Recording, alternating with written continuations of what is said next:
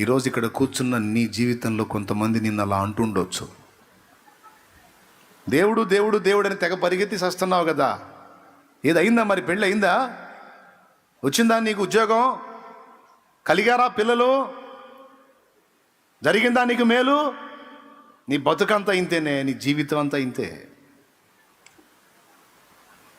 భక్తి అంటే భక్తి, దేవుడు అంటే దేవుడు. ఎక్కడ మళ్ళీ మనకు మేలు చేసినట్టుగానే, మన మంచి కోరినట్టుగానే, మన ప్రయోజనం కోరినట్టుగానే మనకి విరక్తి కలిగించే మాటలు మాట్లాడుతుంటారు ఫ్యామిలీస్లో.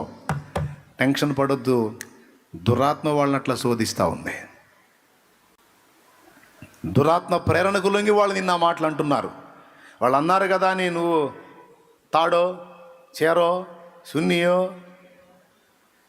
ఏడుంది డబ్బా, ఏడుంది పురుగు మంది డబ్బా అని డబ్బాలు ఎతకొద్దు.